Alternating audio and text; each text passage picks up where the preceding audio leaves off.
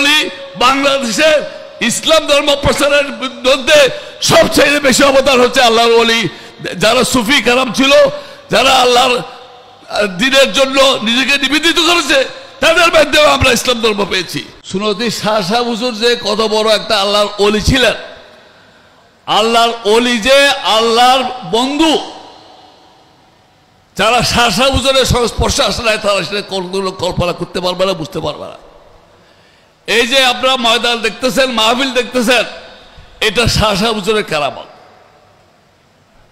আমি অধৈর্য হয়ে গেছি কেমনে, কারণ শাহ সাহেব হুজুর বলছে এনে যারা উপস্থিত হইব এই মাহফিল আয় আসর দিক থেকে যাইব কেল দরিয়ারে কি ইতাল্লা বলে সুরেশ গরমলা বলে আলতে দায়িত্ব যাইব কি শাহ সাহেব হুজুর এই হতাল্লা বলে আয় দূরে দাঁড়িয়ে আমরা চাইছি দি মাহফিলত আসিয়ে দিবে হতাল্লাই দাও।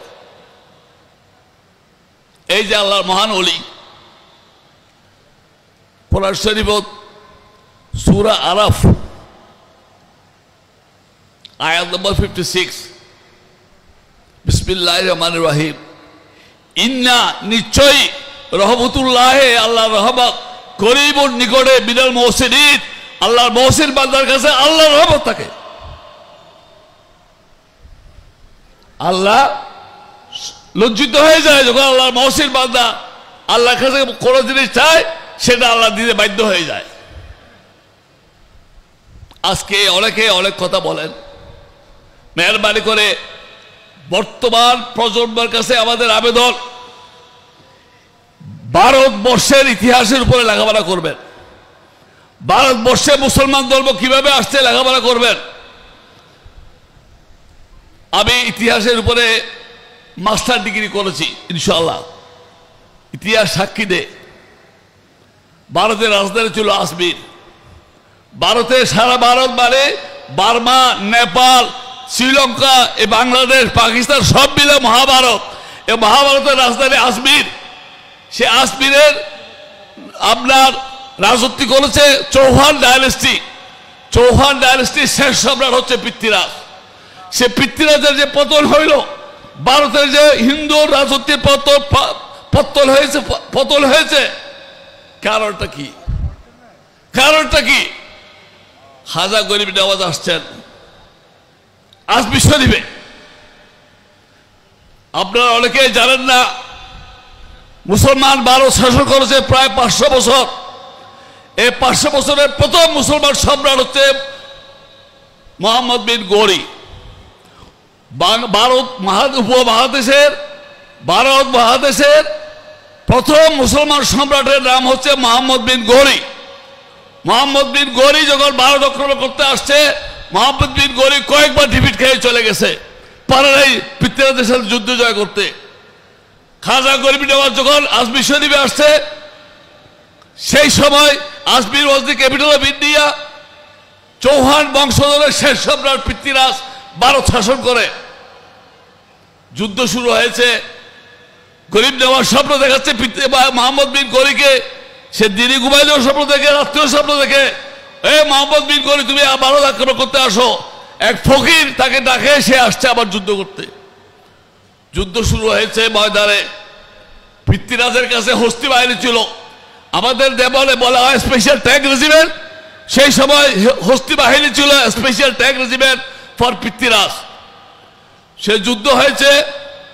যুদ্ধের মধ্যে আল্লাহ যেভাবে বদর যুদ্ধে মুসলমানকে বিজয় দিয়েছে, ওমা রমাইতা ইজ রমাইতা ওয়ালাকিন্নাল্লাহ রমা, কোরআন শরীফের আয়াত অনুরূপভাবে ভারত মহাদেশে মুসলমানের রাজত্ব হয়েছে। যুদ্ধের ময়দানে আপনারা কি চোখের দাদা বুঝেন?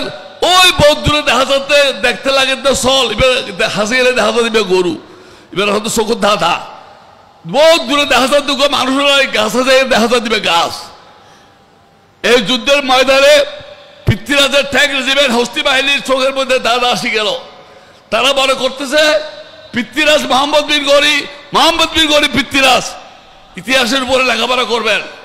সে যুদ্ধের ময়দানে পৃথ্বীরাজের সাথে পৃথ্বীরাজকে মেরে ফেলছে। মুসলমান ঝান্ডা উড়াইছে, মোহাম্মদ বিন গৌরি যুদ্ধ জয় করেছে। হাজা গরিব নওয়াজকে আবিষ্কার করেছে মোহাম্মদ বিন গৌরি। হাজা গরিব নওয়াজ শুধু দিন ধর্ম দেয় নাই, রাজত্বও আপনাদেরকে হারিয়ে দিয়েছেন। আজকে আপনারা এই অলির দরবারে আসছি। এই অলি বাংলাদেশের ইসলাম ধর্ম প্রচারের মধ্যে সবচেয়ে বেশি অবদান হচ্ছে আল্লাহর অলি। যারা সুফি কারাম ছিল, যারা আল্লাহর দিনের জন্য নিজেকে নিবেদিত করেছে, তাদের মাধ্যমে আমরা ইসলাম ধর্ম পেয়েছি। সেটা স্বীকার করতে হবে। হাল জাযাউল ইহসান ইল্লাল ইহসান ফাবিআইয়ি আলাই রাব্বিকুমা তুকাজ্জিবান। কোরআন শরীফের আয়াত। আপনার ইহসান স্বীকার করতে হবে। মানুষ যদি আপনাকে উপকার করে, সেই উপকার স্বীকার করতে হবে। সেই উপকারের স্বীকার যদি আপনি না করেন, আল্লাহ সেখানে আপনার উপরে সন্তুষ্ট থাকবে না। আজকে আপনাকে জানতে হবে, এই যে সিরাজ ময়দান, এইটার এই ময়দান তৈরির সময় আমি জড়িত ছিলাম। আমি তখন প্রথম শ্রেণীর হাকিম। আমি পার্লামেন্টের মেম্বার 1979।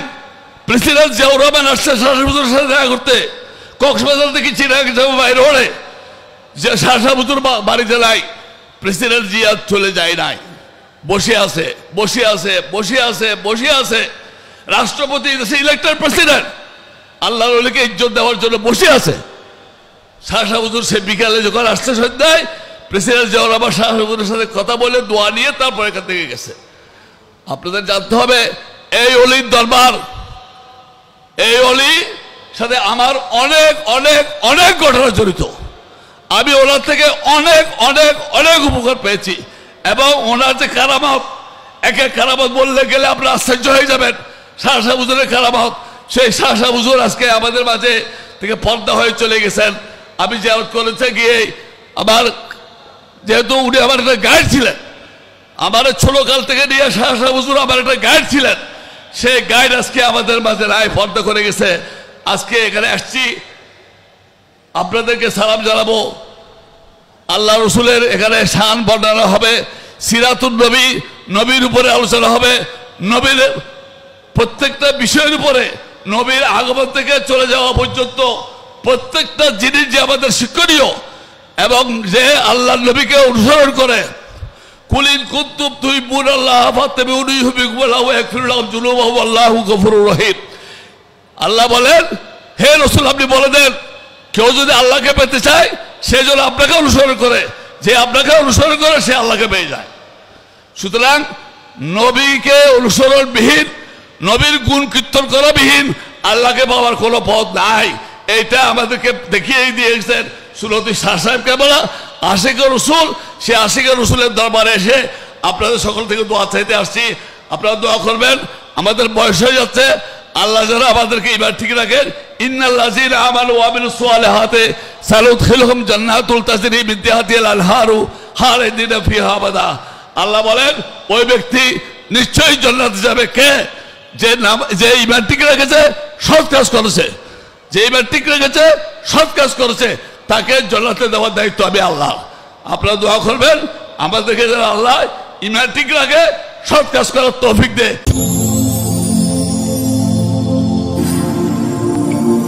দেখো বাঁশখালী, দৃশ্যমান বাঁশখালীর প্রতিচ্ছবি।